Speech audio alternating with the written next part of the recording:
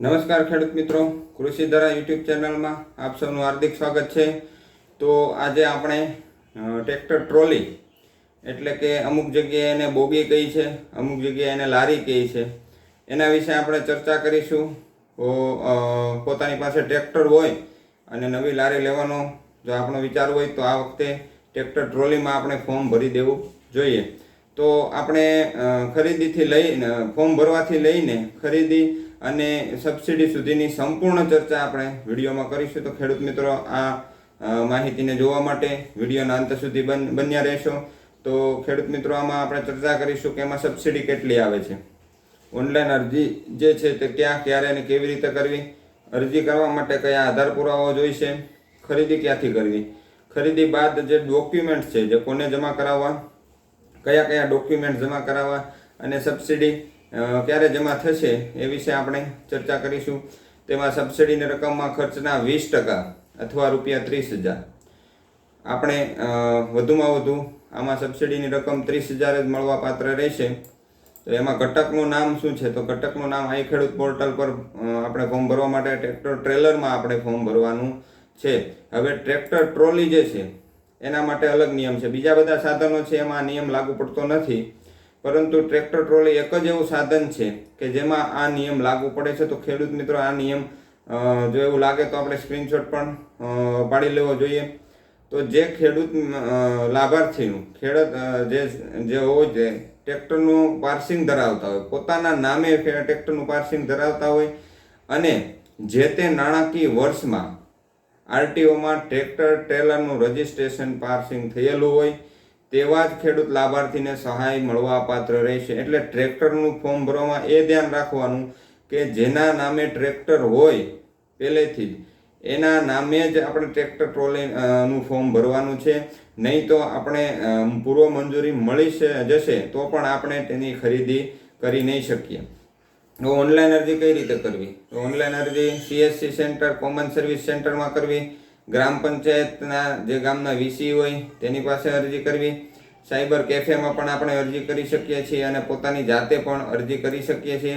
પોતાની જાતે અરજી કરવા માટે આપણે ઓલરેડી યુટ્યુબમાં વિડીયો મૂકી દીધેલો છે અને ડિસ્ક્રિપ્શનમાં એની લિંક પણ મૂકી દીધેલી છે, તેથી સરળતાથી તમે ખેડૂત મિત્રો એ વિડીયો જોઈ શકો અને એ વિડીયો જોઈને તમે જાતે પોતાના મોબાઈલ દ્વારા ફોર્મ ભરી શકો। તો ખેડૂત મિત્રો આ વર્ષે જે ગયા વર્ષની જેમ ડ્રો સિસ્ટમ જ લાગુ કરવામાં આવેલ છે, જેમાં 1 મહિનો સુધી ફોર્મ ભરાશે અને ત્યારે એના પછી જે ડ્રો થશે, ડ્રોમાં જે ખેડૂત મિત્રોના નામ આવે એની જ પૂર્વ મંજૂરી મળવા પાત્ર રહેશે અને તેની જ ખરીદી આપણે કરી શકશું। તો ઓનલાઈન અરજી કર્યા પછી શું કરવું? ઓનલાઈન અરજી કર્યા પછી અરજીની પ્રિન્ટ જે છે તે પોતાની પાસે રાખવાની રહેશે અને પૂર્વ મંજૂરીના હુકમની રાહ જોવાની રહેશે। જો પૂર્વ મંજૂરીનો હુકમ તમને મળી જાય તો આપણે અરજીનું ફોર્મ જે છે તે સાધનિક કાગળોમાં જમા કરાવવાનું થશે, એટલે આપણે સાચવી રાખવી અને પૂર્વ મંજૂરીનો હુકમ મળ્યા બાદ જે ટ્રેક્ટર ટ્રેલર છે એની ખરીદી માટે 30 દિવસની મુદત આપવામાં આવે છે। પૂર્વ મંજૂરીનો હુકમ મળ્યા બાદ જે સાધન છે એની ખરીદી કરી અને એના ડોક્યુમેન્ટ આઈ ખેડૂત પોર્ટલ પર અપલોડ કરવાના રહેશે। આ 30 દિવસમાં આપણે ખરીદી પણ કરી લેવાની રહેશે, ઓનલાઈન ડોક્યુમેન્ટ પણ અપલોડ કરવાના રહેશે અને ગ્રામ સેવકશ્રીને જે ફાઇલ છે તે પણ 30 દિવસની અંદર જ આપણે પૂર્વ મંજૂરીની તારીખથી આપણે જમા કરી દેવાનું રહેશે। સાધનની ખરીદી જે છે ક્યાંથી કરવી? તો સરકારશ્રી દ્વારા માન્ય એવી કંપની કરેલી હોય છે અને મોડલે માન્ય કરેલા હોય છે અને એના માન્ય ડીલર પણ હોય છે।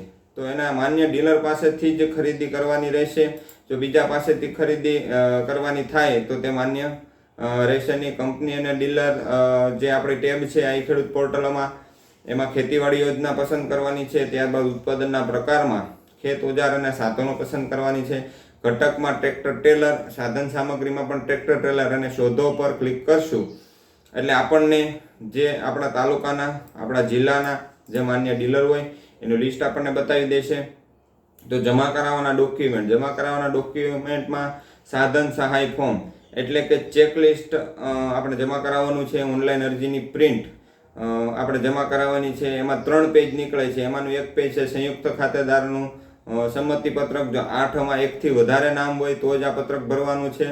તો તેમાં ખાતેદારનું જે ફોર્મ ભર્યું એના સિવાયના જે ખાતેદારો હોય સંયુક્ત ખાતેદારમાં એના નામ અને એની સહી અને નીચે ગામના 2 સાક્ષીઓ અને એની સહી કરાવવાની છે. અને પૂર્વ મંજૂરીનો હુકમ જમા કરાવવાનો, અસલ ખરીદીનું પાકું બિલ, આરટીઓનો સ્ક્રીન રિપોર્ટ એટલે ફોર્મ નંબર 24, આરટીઓ ટેક્સ ભર્યાની પહોંચ, આઈ ખેડૂત પોર્ટલ પરનું ભાવપત્રક, આઈ ખેડૂત પોર્ટલ પરનું જે ડીલરનું જે માન્યતા પત્રક છે તેને માન્યતા પત્રક આપણે જમા કરાવવાનું છે.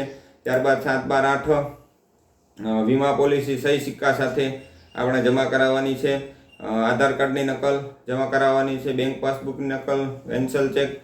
ત્યારબાદ ST લાભાર્થીઓ હોય તો તેને જાતિનો દાખલો, ત્યારબાદ દિવ્યાંગ લાભાર્થી હોય તો તેનું એનું પ્રમાણપત્ર અને છેલ્લે આપણે સાધન સાથે લાભાર્થીનો ફોટો આપણે જમા કરાવવાનો છે કે જેમાં આપણે નંબર પ્લેટ છે તે ટ્રોલીમાં લગાડેલી હોવી જોઈએ અને લાભાર્થી તેના બાજુમાં ઊભા હોય ને નંબર પ્લેટ અને લાભાર્થી અને સાધન ત્રણેય વસ્તુ દેખાય રીતે આપણે ફોટો પાડી લેવાનો છે.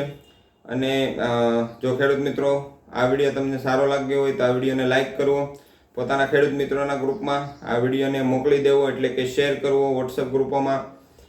અને અમારી જે કૃષિ ધારા ચેનલ છે આ ચેનલને સબસ્ક્રાઈબ કરી દેવો અને બાજુમાં જે બેલ આઇકન આપેલું છે ઘંટડી જેવું નિશાન તેને દબાવી દેવું જેથી અમે અહીંથી જે વિડીયો મોકલે એ આપ લોકો સુધી નોટિફિકેશન દ્વારા સૌપ્રથમ આપ સુધી પહોંચી શકે અને તમે એનો મહત્તમ લાભ ઉઠાવી શકો.